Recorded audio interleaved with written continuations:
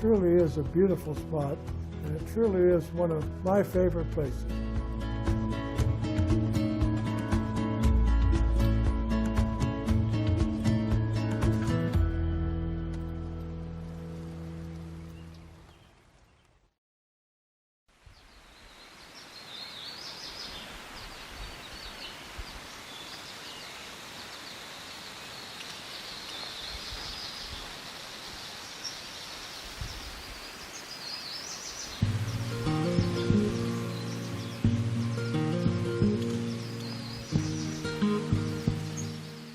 The history of our state really has a lot of boom and bust stories, especially about mining. In the late 1800s, prospectors scattered all over Washington state, every river and creek and valley, looking for gold, looking for silver. This is one of those locations here in Bodie, Washington, way up near the Canadian border on the eastern side of our state. You have to wonder when you walk into a town like this, who built these buildings? Who lived here? What was their story and where'd they end up?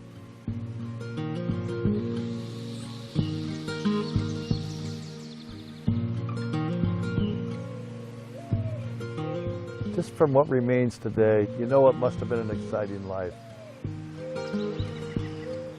Over $1 million in gold was taken out of this town in this one mine. And the people here say that the creeks still run color, meaning they believe that there's still valuable gold hidden in these hills. Ghost towns are always interesting places, and this is just one of the ghost towns in our state. This one is one of my favorite places.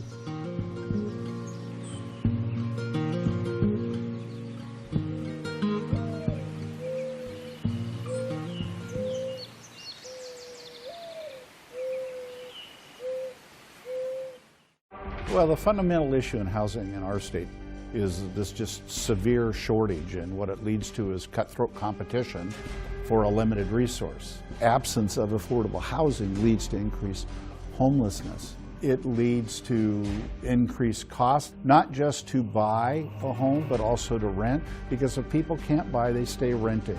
If they stay renting, occupancies go up. If occupancies go up, then rents go up. When I first moved out here, I was living in my car. The rent is so expensive out here. I could not believe the prices. And I'm like, my job could not afford it. I can handle it by myself, but my kids have to go through that in the cold, you know, cramped up in the car. I was even searching for regular houses where I can pay rent, but couldn't afford them. So I just kept searching for low-income housing. Finally, I got a call back from this place.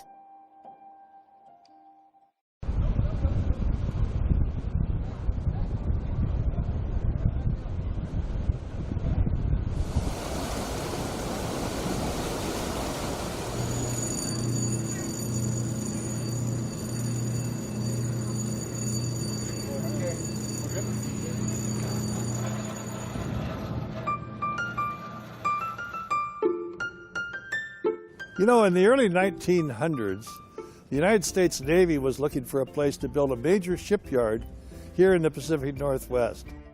They wanted to build the shipyard on Lake Washington, just north of Seattle. But to do so, they'd have to create a new waterway and perhaps a locks to get out to Puget Sound. They decided against that after the studies took so long, and they moved the shipyard idea to Bremerton.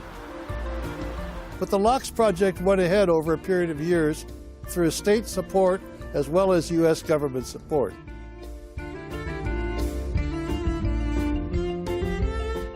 When the locks was constructed, the water level in Lake Washington dropped 8 feet, leaving some piers in Salmon Bay high and dry and opening up all kinds of new waterfront. It was quite controversial at the time. There was no salmon or evidence of a salmon run here, and so to provide enough water to keep Lake Washington levels up and to have the locks work properly, they rerouted the Cedar River into Lake Washington. So the Cedar River began to flow into Lake Washington. Yeah, please. Both sides of this podium would be a big help. All right, good morning, everyone. We're just getting started here. We've got speakers and experts to help answer your questions filing up here, so it might just take a moment. We've got quite a crowd today. So Thank you so much for being here. I'm Communications Director Brianna Aho with Bob Ferguson's office. It's been a long disaster.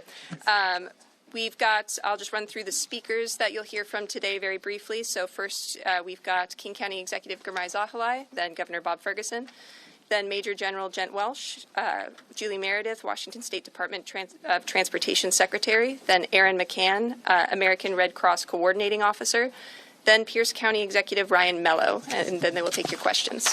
With that, Governor Bob Ferguson. Actually, Gurmai, you're first. Oh, We're sorry. taking that order. Force of habit. That order, yeah. Thank you so much. Good morning, everyone, and welcome to the King County Chinook building. I want to thank Governor Ferguson and all of our elected partners and first responders for being here this morning. Welcome to King County.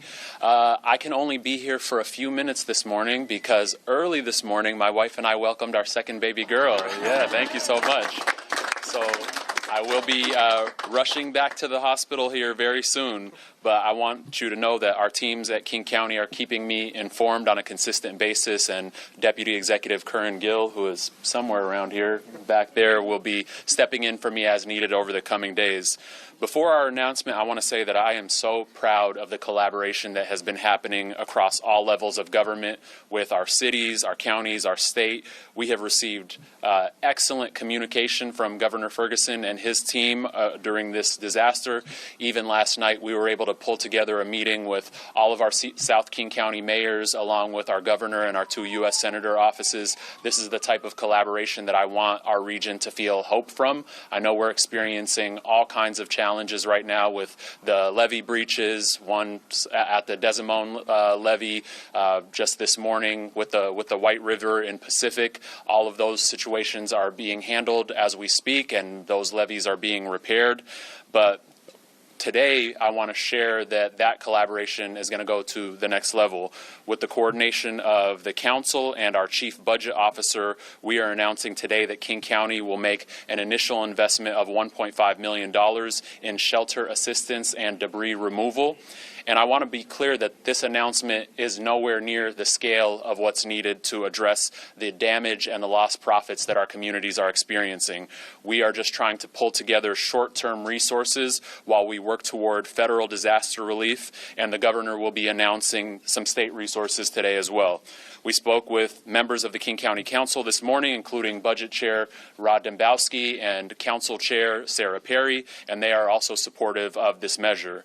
To repeat, I want to reiterate that we are going to be putting in $1.5 million as a start in disaster relief resources, but full recovery will take intense collaboration and resource sharing between federal government, state, and local governments working closely with philanthropy and nonprofit communities. For now, we're going to work with our emergency management teams to ensure that funding is going to the places that need it most immediately. Over the last few days, there have been hundreds of county residents displaced from the floods who have been in shelters in South King County or are staying with family and friends. We also heard that there's a need to support debris removal throughout some of the county's further eastern cities of Carnation, Duval, and Skykomish, and in South King County as well. We're going to identify needs to get resources out as soon as possible to support work in those areas. I just want to say before I close that I am so thankful for the first responders and King County employees who have been working around the clock. We are seeing our emergency management professionals working 24/7. We're seeing our sheriff's office saving people from the roofs of cars and from drowning. We're seeing wastewater employees trapped in buildings continuing to do the work of providing clean water and resources to our communities.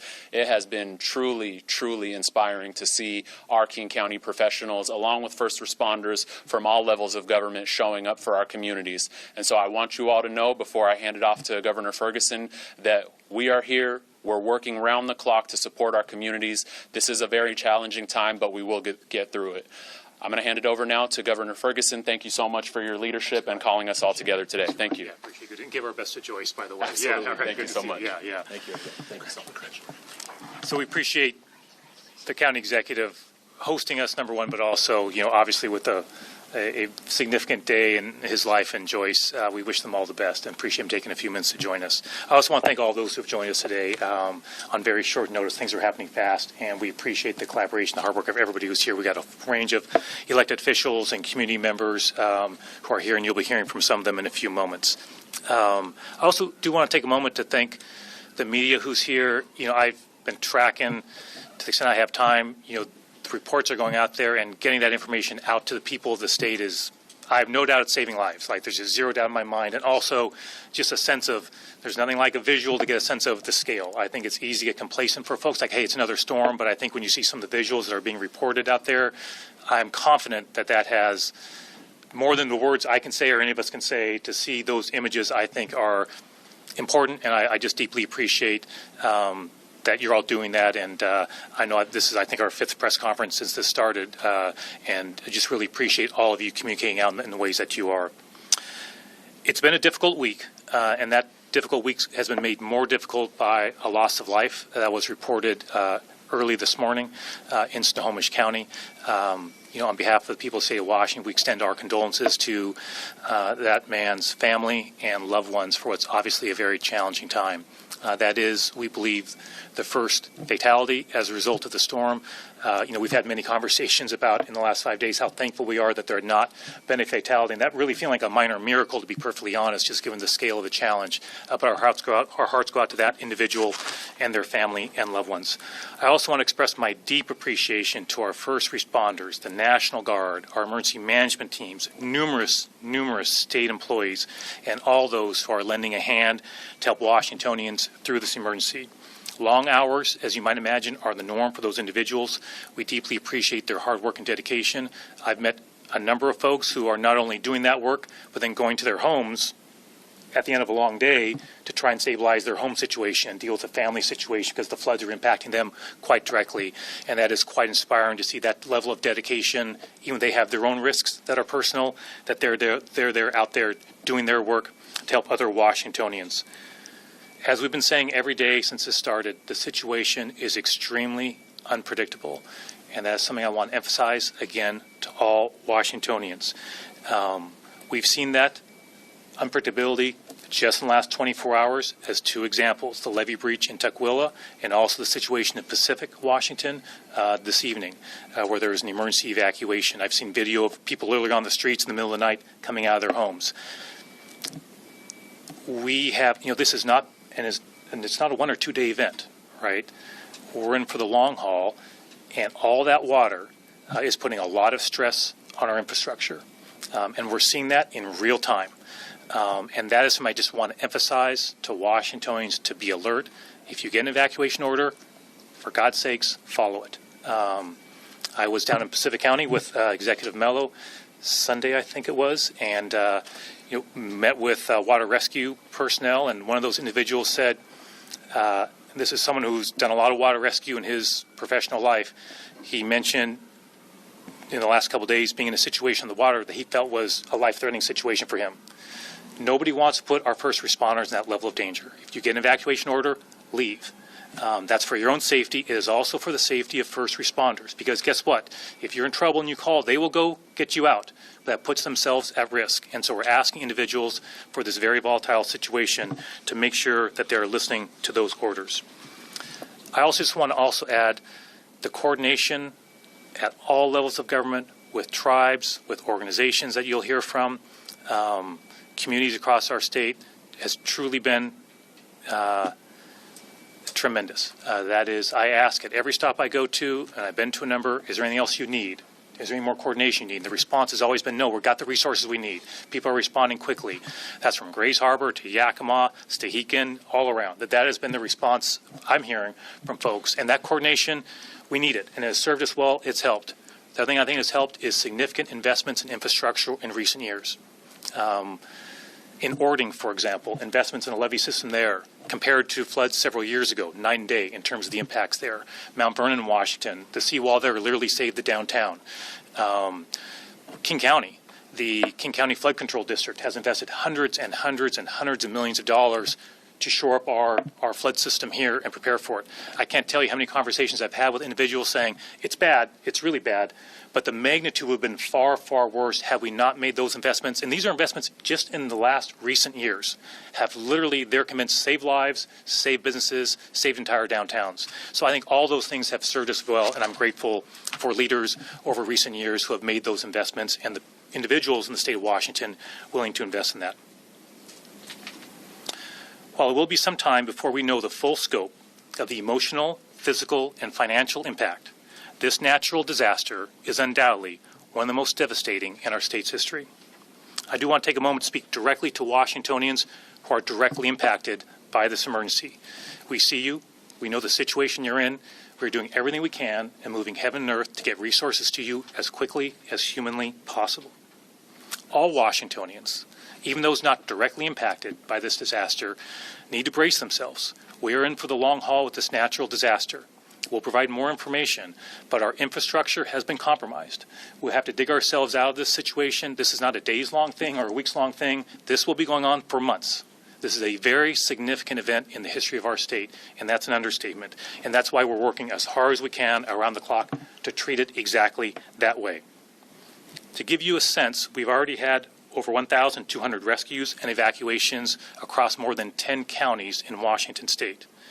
Once again, Washingtonians need to stay alert to the situation and obey road closure signs and evacuation orders. We expect additional widespread flooding across the state today and tomorrow. The Skagit and Snoqualmie rivers, as just two examples, are both expected to surpass major flood stage, cresting today and tomorrow.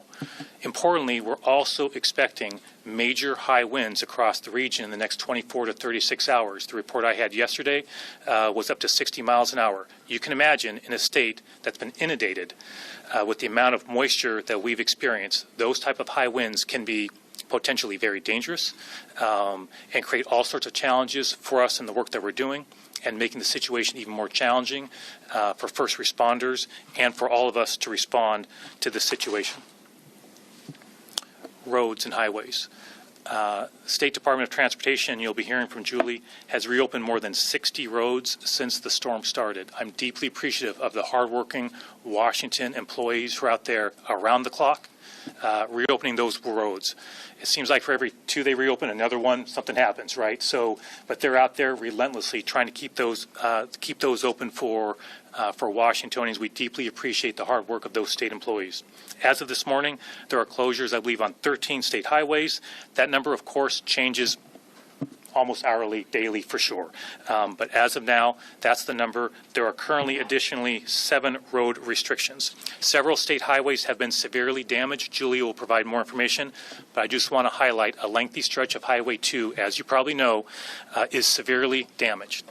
It is very difficult for us to project how long anything will take to repair. We're just getting our arms around the scope of the challenge up there. But as an example of what Washingtonians need to expect, we anticipate that Highway 2 will be closed for months. It's premature to estimate exactly how long that will be, but that is obviously a major highway. We understand the implications to business and individuals and human lives on not having that highway available for an extended period of time. We're going to do everything we possibly can to repair it as quickly as possible, but literally underwater in stages, there's major issues on that roadway, on that highway, as just one example. We understand that many Washingtonians' lives have been deeply impacted personally by this emergency.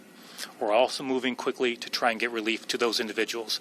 I've had numerous conversations with my team, with local elected officials across our state, to see what can we do to pool immediate assistance to folks who may need assistance with a hotel stay, groceries, baby diapers, that type of thing. This morning I signed an amendment to my emergency declaration. The amended proclamation adds more information about county-specific impacts in 14 counties, and it activates several state cash and benefits assistance programs to provide emergency support. I'm appreciative of the legislators who are here and others who have worked in recent years to create this system in place so we can move those dollars out on a very short-term basis while we move forward on trying to get a declaration of emergency relief from the federal government. We're working to activate as many state resources as we can. We currently have identified $3.5 million that I, as governor, can move on my own without legislative action. I know the legislature supports that decision anyway, but of course there are limits on what I can do as governor. Of course, without legislative action, we've identified that $3.5 million. We'll provide information to the public as soon as we're able to stand that process up where folks can access. I'm also working with leadership in the House and the Senate to move forward on essentially first week legislation of the legislative session to get additional resources to folks right away and increase that dollar amount. More to come on that. I want to make sure I finish the conversations I need to have before making a public announcement, but obviously we're working hard to make sure we increase the amount of short-term funding available to folks who are really dealing with the crisis situation right now. Our Emergency Management Division is also setting up disaster case management. That will provide assistance to counties and tribes to hire disaster case managers. These case managers will provide long-term assistance to Washingtonians and help them navigate the resources available to them. We expect to bring that online soon. In addition to these individual assistance funds, there are other resources and assistance through many different agencies. This is a very non-exclusive list, but just give a sense of scale of the type of work that's being done. The Washington Department of Agriculture expedited USDA foods to Skagit County and will deliver more than 70,000 pounds of food tomorrow to local food pantries and meal programs. They're also helping farmers find services, including helping identify locations to shelter animals. The Healthcare Authority is instructing Apple Health pharmacies to replace lost or inaccessible medications or supplies due to flooding. The Department of Social and Health Services is helping connect people who are deaf, blind, or hard of hearing to resources, including its hearing equipment replacement program. The Office of the Insurance Commissioner has teams of experts ready to deploy when the time is right to help homeowners and businesses. That is just a sampling of a few examples, but as you can imagine, across many agencies and governments and tribes, a massive amount of work is being done right now to make sure we're getting resources out to individuals, and we all understand that we need to move in a manner consistent with the scope of the challenge that Washingtonians are facing. We're also moving forward to seek federal funding for needs as well. The federal emergency declaration granted by President Trump last week brought in federal resources to deal with the emergency right in front of us, saving lives, clearing debris on roadways, for example. General Welsh will talk more about some of that work as well. It did not offer monetary assistance or assistance to individuals. That's not the way that works. So what we're working on is a major disaster declaration. That's what unlocks significant financial resources for individuals and for local governments and the state for the impacts that will no doubt be profound from a financial standpoint.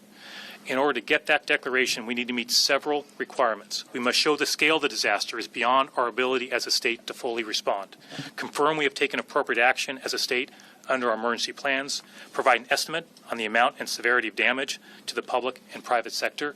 This can be a time-consuming process. We've already started the conversation with local governments. We've had many conversations to make sure we're coordinating as quickly as possible to get that information and make a compelling case to the federal government of the scope and size of the damage that's been done to our state. We need to describe the resources utilized to alleviate the disaster and provide preliminary estimates on the type of assistance needed. I am confident we will make a very compelling case for disaster relief. Maybe I'll just briefly mention there are 3 types of FEMA disaster assistance that we'll be seeking.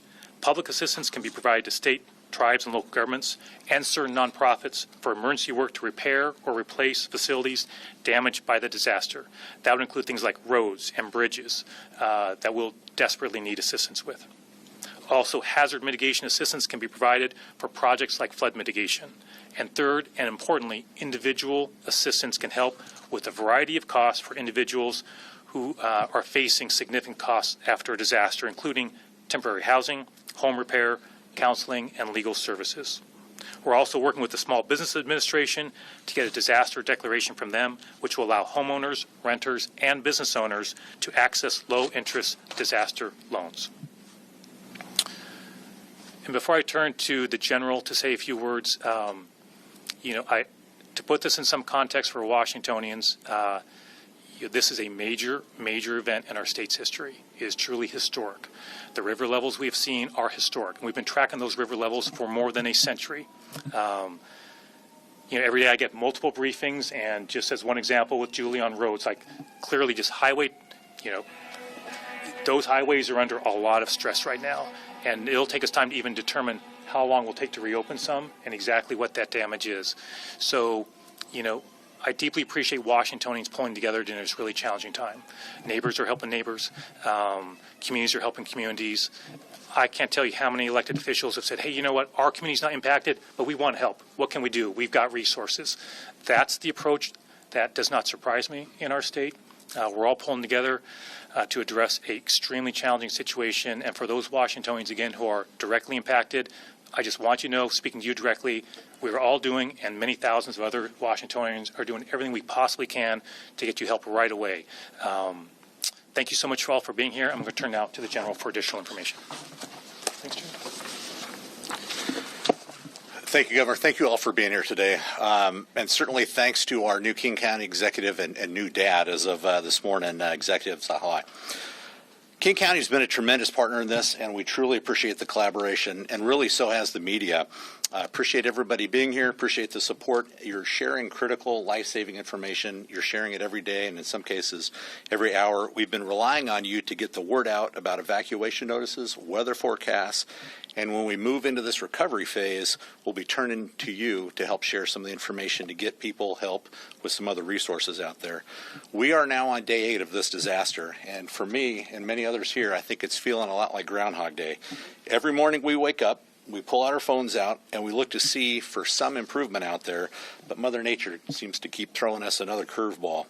I spent the last week out in our communities surveying the damage. I've seen homes filled with several feet of water. For those impacted, my heart goes out to you, and I pledge that we will do whatever we can to help you recover. We all have families that are heading into the holiday season this year without a place to stay, and this is not going to be an easy road ahead. The Washington National Guard is doing what we can to assist those who need it and prevent further damage. You see it on the commercials. When events like this thing happen, our men and women leave their civilian jobs, they get into their cars, they leave their families, and they offer their communities a helping hand. And I wear a patch on my uniform, and it says mission, people, and community. And this is the emphasis on the community part. Our women and men live and breathe this, and the last 8 days have demonstrated this community commitment. We still have approximately 250 soldiers and airmen helping with this response. They filled over 15,000 sandbags. They're preventing people from driving down dangerous roads, and they're going door to door to help with evacuations. We have aviation crews that have helped with search and rescue and to gain situational awareness. Our helicopters and pilots remain on standby and will likely get a bird's eye view in the next coming days of damaged roads across the state. Yesterday, we sent a team immediately to Tukwila to help with the levee breach. Our team was asked to walk the levees and dikes and help identify any weaknesses. And early just this morning, we moved people and 8 vehicles closer to the town of Pacific to help emergency crews responding to the levee breach there. We will keep these men and women prepared to go at a moment's notice, and if necessary, quickly add to our numbers. We have more folks that can roll out the door if they're necessary. With that, I want to remind you that the National Guard does not self-deploy, and that's for good reason. We go where we're asked, either by the governor or local jurisdictions. So if you wonder why the National Guard is in one place or another, it's because someone has asked us to be there. So let me stress this. We are helping here for this flood response, and we're helping with our local partners. Any suggestion to the contrary just isn't true. I want to give a shout out to our federal partners who are here that have been a tremendous help. The emergency declaration approved by the President last week unlocked a lot of direct resources, people and equipment, and we're putting them to work now. That was incredibly evident this morning when we learned about the situation at Pacific about 2 o'clock this morning. The U.S. Army Corps of Engineers immediately got to work finding sand and getting those large 5,000-pound HESCO sandbags in place. The situation in Pacific, while bad, certainly could have been a lot worse, and I would say we are certainly not out of the woods yet.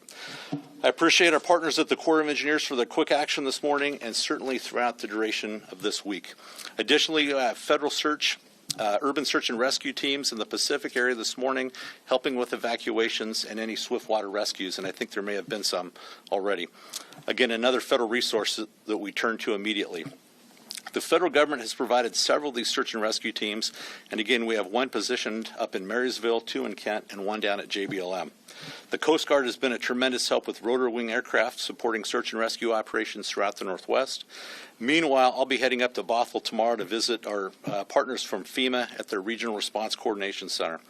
These folks have been on every coordination call with us and have sent folks to Camp Murray and our State Emergency Operations Center. They've been true partners, and we certainly appreciate that. Again, truly a team effort. Appreciate the help from every one of our federal partners, even that I didn't mention. As the governor mentioned, we're currently working to assess the damage. It's going to take time. It's 1 step forward in some cases and 2 steps back with the constant storms. But we'll remain in contact with our federal partners as we move through the process and, as the governor said, request a major disaster declaration just as soon as we can. It's going to take some time. There have been a lot of questions about damages. As we go and gather that information, we won't have firm numbers really until the storm waters recede and we can safely get in there. And let me stress, this is an evolving situation, as the governor said repeatedly. The next couple days and even in the couple weeks, it's going to be challenging, and especially tonight or the next 24 to 48 hours with the heavy winds on top of saturated ground. You've got potential power outages, roads out, all in the middle of a flood. So really a complex series of issues. Please continue to follow the guidance from our local emergency managers and first responders and be confident that we are willing to deploy resources quickly to help our local communities. Thank you.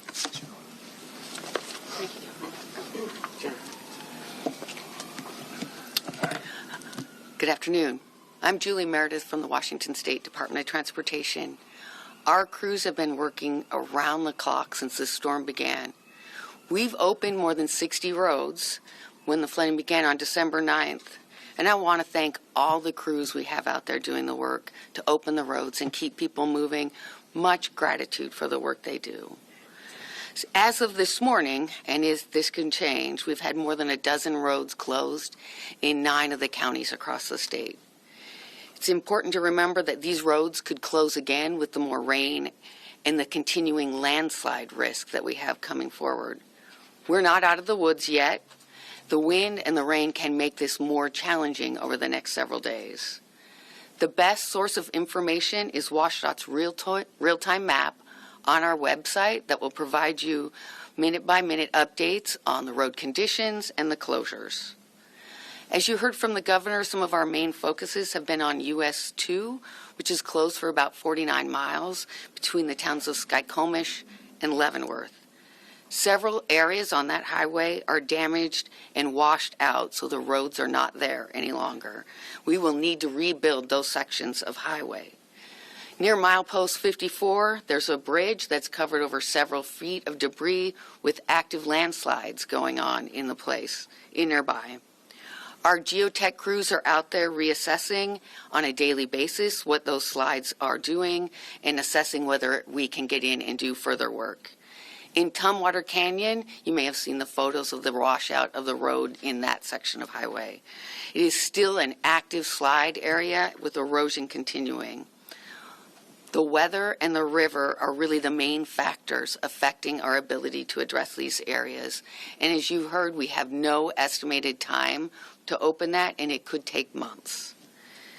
US 12 is also closed near the town of Natchez. About 200 feet of road washed away in that section. While there is a local detour there for people to get around, we are still going forward with emergency repairs of that corridor, and our crews are working 7 days a week to address this washout. We hope to have that section of highway open in the next few weeks. You also may have heard about SR 410 between Enumclaw and Greenwater. That section has been washed out by the river. It's in active erosion, and we are piloting people through that on a daily basis. I also want to thank the general here who's offering us aerial views of these routes, in particular US 2. So if weather allows, we will be able to assess it over the next few days. So I look forward to that. I also want to stress safety at this time. Safety for the public, for our crews and all the hardworking first responders. I want to emphasize, please never drive through standing water or debris slides. If you can't see the roadway, don't go forward. It could be far deeper than you can realize. And we need everyone to observe our roadway closures. These signs are there for everyone's safety, If they're in place, it's not safe to proceed. Thank you.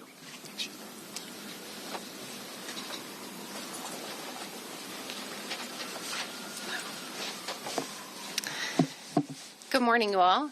Erin McCann here with the American Red Cross Coordinating Officer for our event that we are supporting here in the state of Washington.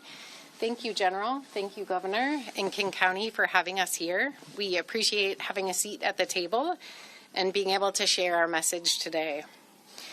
I wanted to share a little bit about what we at Red Cross have going on at the moment. Currently, we have a variety of responders that are assigned. Today, there are 263 responders assigned to the operation, with 248 that are checked in physically here in Washington. We have 15 en route to continue to support, and 15 of those are folks that are supporting virtually. At this time, we have served 11,900 meals and snacks, which have been distributed across the area of the operation in the state of Washington. Of these, 6,300 are shelf-stable meals that were sent to get food in areas that may be closed due to the incoming weather, which may cause the passes to be inaccessible through the mountains.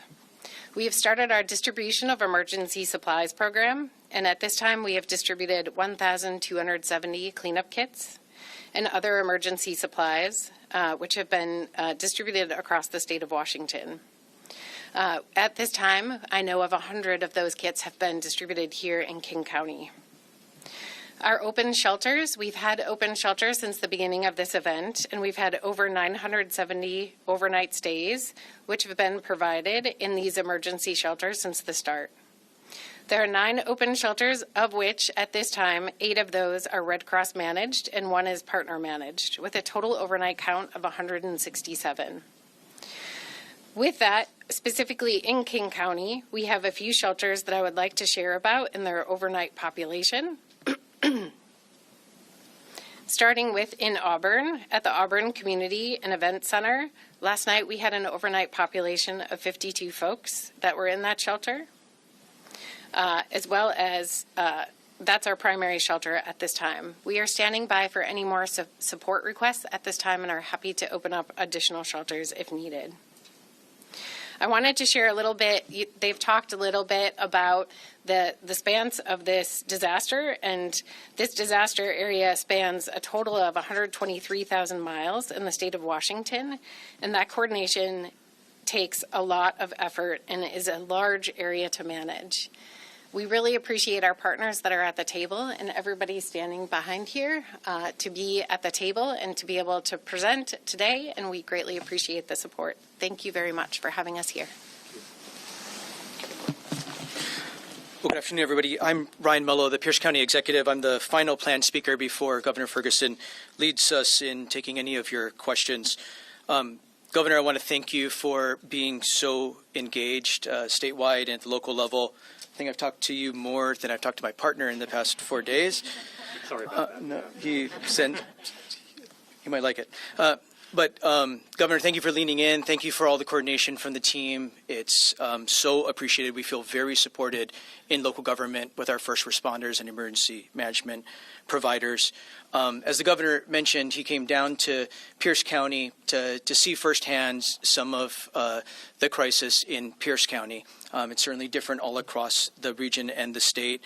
In Pierce County, as an example, the governor and I got to see firsthand. In particular, we have 3 mobile home parks that we're most concerned about. 3 mobile home parks, about 150 individuals housed in these RV parks who have really seriously compromised housing conditions as a result of the flooding.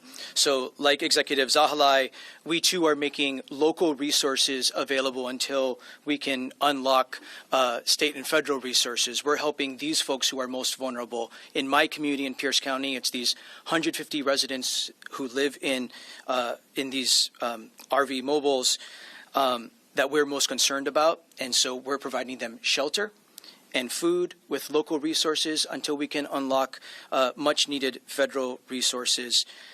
First responders in Pierce County, like a lot of communities, are literally going door to door to be able to move people out of harm's way, and human services providers are helping to move people to shelter and other services. And we are so very grateful to our first responders who are working day and night, and our emergency managers. The last thing I want to mention before I turn it back over to the governor is another example of significant regional coordination and how local government partners from throughout the region are banding together to support each other. Pierce County is the operator and administrator of what's called Washington State Task Force 1.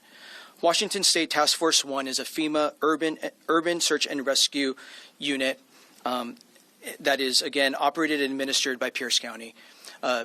My team worked overnight along with the governor's team and the military department to get the necessary agreements together to deploy Washington Task Force 1 to our communities in Skagit County earlier today. So it's my understanding that they left shortly before we convened this press conference.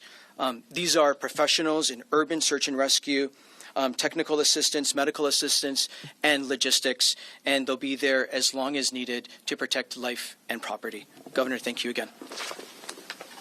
So thanks everybody again who's joined us today, and we're happy. We have lots of folks who can help answer detailed questions as well if you have, whether it's the weather or anything else, and we're happy to take any questions. Yeah. Governor, you just talked about the infrastructure being weakened as a result of this, and obviously there's a complicated series of levees and dikes county by county. Yeah. The question is, who's responsible on a county-by-county basis for inspecting them in advance to prevent them from a failure? Yeah. So it'll be, I'll let others maybe speak to that. So the question goes to, for those who are watching, I mean, I've heard levee system, a lot of stress on that system, kind of who's responsible for checking that? And you mean, Sir Chris, in real time right now, but also long term when the floodwaters? Long term Yep. or in advance of a weather system, like a lot of people do. So we have folks out there in real time checking those out. I'll let experts speak to it, but I just want to say at a high level when it comes to that system is, and I think I mentioned this earlier, you know, I'm deeply thankful that we made as a region, as a state, investments in that infrastructure. I was on the King County Council when that flood control district was created, for example. You know, I'm thankful that investments were made, and this is all across the state. That said, one thing I'm hearing over and over from the experts, who will probably speak in a moment, is there's tremendous stress on that infrastructure. As well as it's held up, all things considered, that stress is there. There's active monitoring going on. One thing I've also had communication with is when the floodwaters eventually recede, we don't know what we're going to find in terms of damage to the infrastructure that's going to need additional reinvestment to make sure it's secure for the next go-round and the next major event. But I'll turn to others who maybe will speak more precisely, kind of who precisely is there. Robert? And maybe you might introduce yourself. That'd be great. Yeah. Robert Ezell, Director of Emergency Management for the state. And really the management of the levees and dikes is a shared responsibility. Some are federally managed by the Army Corps. Some are managed by local levee and diking districts. And so ultimately it's a network of systems with multiple jurisdictions managing them.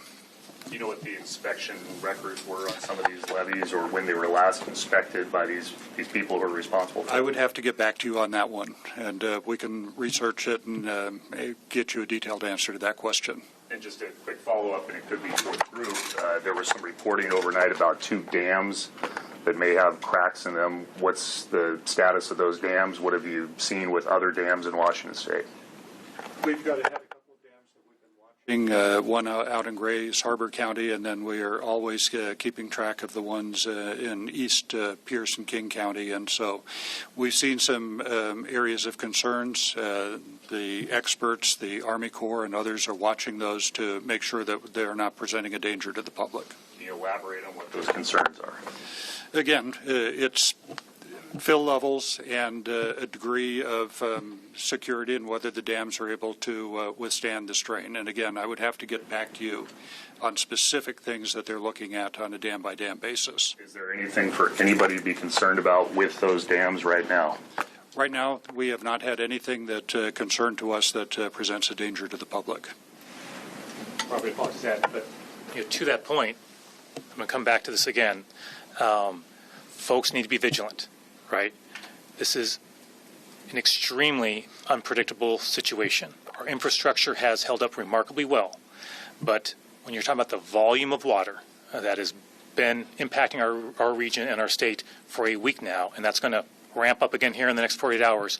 Folks need to be vigilant. And so a lot of work is being done to monitor levees, to make sure we're paying attention to the dams. But that's why I'm repeating, we are still in the middle of this. We're not at the end. That's not where we're at. This is a very active situation, a very volatile situation. That's why I want people to be very vigilant. And we, of course, work hard to make sure we get information out as quickly as we can. Yes? Governor, so obviously a big part of this is just waiting for the weather to let up and relieve some of this pressure. But can you talk about some of the factors that are in our control as far as trying to slow down some of the flow, relieve some of the pressure? Like what kind of tweaks are being made to mitigate this? Yeah, so we've had conversations with our federal partners at every level for exactly that issue, to make sure that, hey, as we make adjustments on water levels, what are the impacts going down in terms of flooding? So those are conversations that are happening in real time every single day. I've been on some calls where those conversations have come up. Just so folks know, we have 2 daily calls every single day. We have one with state and federal officials, right? The general, for example, and his team is on those calls. I'm on those calls. We have one that's more focused on local elected officials with the same folks there as well. So we have multiple daily calls with folks from all across the state where they can report in about what they're seeing, and we can have those conversations. And maybe the Director of Emergency Management can clarify, but can you get into some specifics of of processes that have been taken to relieve some of this pressure? I'm not sure. Are you able to speak to that, Robert? I can speak to it in general terms. Yeah, and the dam owners and operators are constantly managing the water levels in the dams, and if they do need to release water to reduce pressure on the dams, there's a whole coordination process that takes place between the owners and operators and then the communities downstream to let them know what's happening. But again, those dams are being very dynamically managed to make sure that they are not exceeding the capacity or the safe water levels within the dams. Can you give us any examples of where that's happened? It's happened upstream of the Nisqually. I think it's been happening on the Cowlitz and any number of other rivers. Yes. Anna Edgerton with Bloomberg. I realize this is probably a preliminary question, but do you have any estimate or guidance on the economic impact for the state of Washington, both like direct impacts and kind of economic consequence later on? So the question is economic impacts to the state. No. Look, a lot of our state's underwater as we speak. Highway 2, we don't even have a full, by any stretch of the imagination, do we have anywhere near, I hope I'm not speaking out of turn, Julie, a full assessment of the damage of that one critical highway. So, again, I want to underscore, this is a major event. A lot of our state's underwater. We can't access certain parts of the state. So anything I say about that would be totally inappropriate and premature. What I will say is the impacts to our state from a financial standpoint, right, from an infrastructure standpoint, that will be profound. There's no way to sugarcoat that. That will be profound. I don't know what that dollar amount's going to be. We're not going to know that, I suspect, for quite a while. And also, we're appropriately focused on what's right in front of us, right? Everybody's pretty maxed out, and we're focused on what's right in front of us and preparing for that emergency relief that we need from the federal government. As soon as we have any information around that, of course, we're happy to share that, but it just would be premature at this time. And you were asked a little bit about this on Friday, but without having that complete information, how do you take that into account in your budget proposal and putting that together by the statutory deadline? Yeah, so the statutory deadline for my budget proposal is the 23rd, which I think is Tuesday if I've got my days and dates squared away. We had, planned to already be rolling out parts of the budget by now. Obviously, with the events of this disaster, all that's been changed. So honestly, that's just not been my priority right now, the overall budget. But we are, Senator Peterson, for example, and other legislative leaders, Speaker Jenkins and others, we are looking at what I can do in the proposed budget. Obviously, we have time to the legislative session to work on that, to address in that budget the situation we're facing. So not to get out ahead of my team, but you'll be hearing from me soon about housing investments in my proposed budgets. We are doing things in that budget to utilize some of those dollars to help folks who are dealing with this emergency, who have been displaced from their homes, to try and help as many as we can around housing issues and have resources targeted for them. For example, you will undoubtedly see in my proposed budget a significant investment in infrastructure. That was always the plan. I've talked about that for a long, long time, as long as I've been governor, the need for more work on our roads and our bridges. I think it's fair to say that this disaster has only underscored how important those investments are. So yes, you will see things in the budget that obviously connect to the situation that we're seeing right now.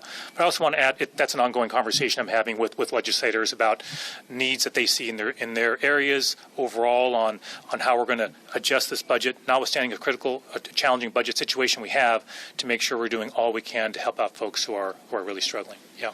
It's our understanding that the barrier that failed in Pacific had been a HESCO barrier in place for around 10 or 15 years. Why weren't weak spots like that identified before this, and what are you all doing during this emergency to identify those points? Can someone speak to the specific situation at Pacific County? Yeah. That would be great. Thank you. If you don't mind introducing yourself, Not at all. that'd be great. Yeah. John Taylor, Director of the Department of Natural Resources and Parks. So we had identified that segment as an area that was weak, and that's why we had crews there deployed, kind of watching it very carefully. When it began to break, we had staff there who not only were alerting people immediately nearby, but also notified the Emergency Operations Center. We got Guardian 1 in the air to notify people over a loudhailer, and then we started deploying material to beef it up. We had deployed before this event to reinforce a lot of levees in the county that we knew were weak. And that's a segment that has a large capital project slated. It was supposed to start this summer. But, we can't do everything everywhere all at once. So to clarify his question, you knew this was Yeah. a big spot. Yeah. Before the flood, you knew Absolutely. it was a big spot. And we had been out there reinforcing it before this, but we did, with everything we can do, this is an extraordinary event. As the governor said, this is not an extraordinary event in terms of the height of water we're seeing. I mean, it's very, very high, but the duration of it is extraordinary in King County. And so that's why you're seeing levees that typically perform pretty well in floods begin to fail, because the levees are getting saturated and there's a lot of pressure on them and they're getting weak and failing. We were watching the levee in Tukwila that failed very closely. We had staff there when that happened. We were able to deploy quickly, and we have a number of areas where we've got staff very focused on watching them. Want to thank the National Guard. The National Guard has been helping us in doing that. We're trying to stay ahead of this as much as we can, but this is a really, really unusual event. How many weak spots? More than a dozen, I would suspect, across the entire system, some more severe than others. Given that the Desmond project, I believe, has a finishing date of 2031, I know we're in the emergency right now, but what ability is there to get ahead and speed up some of the work on levees, whether it's in Pacific or in Tukwila, to speed that work up? I think the limitation on that is money. And, we have a very robust capital program for the King County Flood Control District, and we will be moving aggressively over this summer to advance projects as fast as we can. But, they're not inexpensive projects. And given some of the dozen weak spots or that kind of thing, should there be level 1 get set evacuation orders so people have their things ready to go in case a middle of the night situation happens again? We're evaluating that. I mean, if we see things that give us very, very big concern, we have done that. But most of these have been manageable. I mean, we're managing a bunch of these right now without people even being aware that we're managing them. Thanks. Jim. Governor, I think I just mentioned FEMA, that the emergency declaration, the initial federal declaration, has opened up some FEMA help. So far from what you've seen from FEMA, are they participating on the ground in the way that you would expect? Yes, absolutely, 100%. Are they participating with the state right now in the preliminary damage assessment? And then does that give you any tea leaves to read about how they might receive the ultimate request you mentioned for individual and public assistance? I guess I'm not sure, Jim, if I can sort of speak to the tea leaves. I guess what I'm confident I can say is that the situation that the state of Washington is facing and is confronting and is dealing with, in my mind, will undoubtedly qualify, right, for that disaster relief. We're going to make a compelling case. And one thing I've emphasized in numerous conversations with my friends on the other side of the aisle is asking for their help in communicating, when the time is right, when we get this thing together, to communicate that to the federal government, because this will be a compelling case. And just to the earlier questions as well is, there's a reason why for multiple days, I've been and others have referred to this as a historic event in terms of the amount of floodwaters receiving, the river levels, and the duration of it. So this is taxing our infrastructure. As good infrastructure as we have with significant investments across our state and regions over a period of years, This is, a different level of stress that we've had in the system. And so that is why it's being monitored so closely and why we're so thankful that we've been able to limit the loss of life. But I was saying the loss of life earlier today. Just to follow up, so is what you've seen from FEMA so far what you would expect? Absolutely, 100%. And are they participating in the preliminary damage assessment? Sorry if I didn't address that. Can we speak to that? I think I know the answer, but I don't want to get it wrong. Yeah, the preliminary damage assessment is done in partnership with FEMA. We've already launched that with them, and they're bringing a lot of their tools to bear. So they've been great partners in this whole thing. And Jim just said that I've had multiple conversations with FEMA representatives throughout this process. No, from my perspective, their response has been extremely helpful, and we're going to need that continued partnership and support going forward as well. Yes. $3.5 million that you mentioned that you'd identified. What's the source of that, and is there a timeline for getting that money out the door? Brianna's got those. We'll get those to you. I don't want to get into too much level of detail, but there are, I think, 2 different sources of specific items in the budget. Brianna's got that. It may be in the media advisory. We can turn that. She can hand you a piece of paper, I think, shortly, that's got the exact name of those programs. But those are exactly right. Emergency funds I can turn to right away without having to go through a legislative process. And is there a timeline for using that money? In terms like when it has to be out the door, or Yeah, when are you, looking to use it? When it will go out the door. Yeah. We don't have a specific day. What I can say is the team understands we need to get those dollars out as quickly as possible.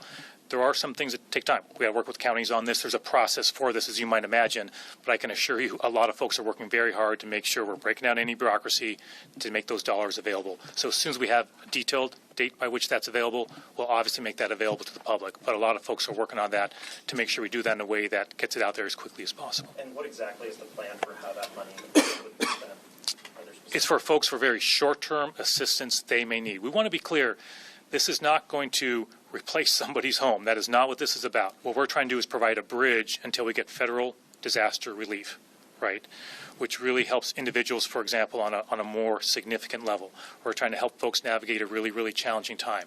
So we're looking at things like, hey, helping with their hotels, helping with the groceries, helping with baby diapers, short-term costs they have right now to get through a really challenging time.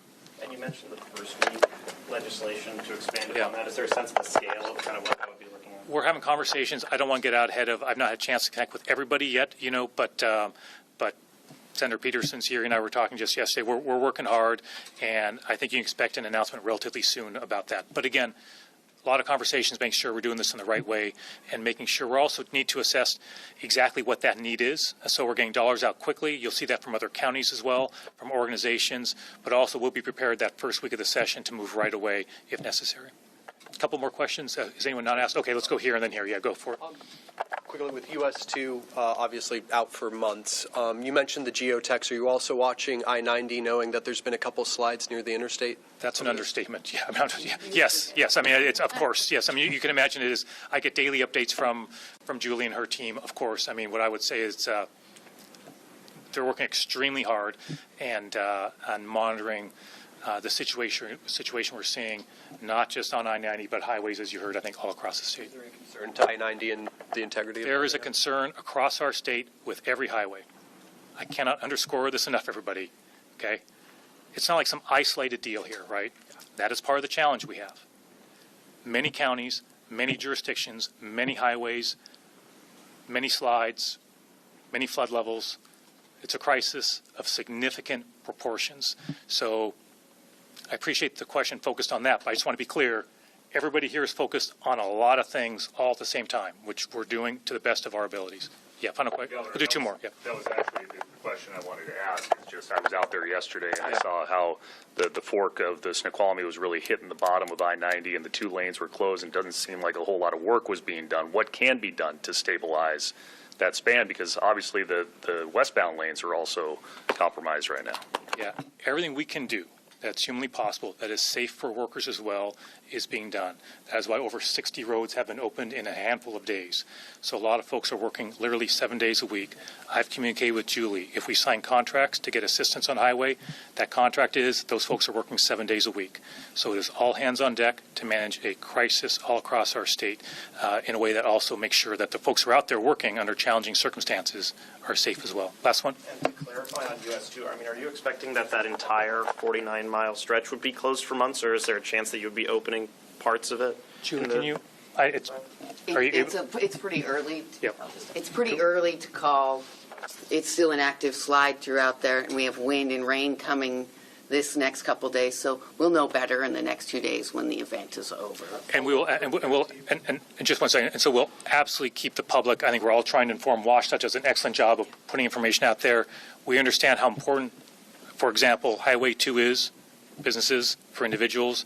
Obviously, we'll keep folks updated. Julie hears me more than she probably wants about asking these questions, the same questions I'm asking. But look, we had a meeting, I think it was yesterday, where, I think I was, maybe pushing, hey, can we do things faster? And I saw some photographs. I was like, man, okay, that's a situation. That's a situation. And we have to do this in a way that is safe for the workers out there. It's a very volatile situation, for example, on Highway 2. So, the final one, Follow up for DOC from the microphone, please. Yeah. Crystal, Mount Baker, access to and from. Do you expect extended closures there, or do you want people to stay out of the area? Yeah. So SR 410, as I said, is one-way piloted traffic from Enumclaw to Greenwater. It's an active area where the river is still eroding the roadway away, which is why we're piloting cars through. Again, in the next couple days, we'll be able to assess what it's going to take to get that roadway back open. So it's a little early for me to say, but piloted traffic through there 4 times a day, working with the locals, it's challenging to get a lot of people through at the time. Highway 542, it's also in the area, right? 542. State Route 542, possibly another slide. Yeah. Yeah. So again, these slides are still active while we have the rain coming, the saturated roads, and the winds. So we need the slides to actually stop moving and solidify so we can actually address them. Thanks. We so appreciate all of you being here. And maybe I'll end where I think I started, which was, we know you're all extremely busy, but the coverage, I'm convinced to save lives and really help inform people. We can all do what we do, but having that information going out to folks, we deeply, deeply appreciate. So thanks so much, and appreciate everybody's time, and hope you all have a good day. Thank you. Thanks, sir. Yeah, appreciate it.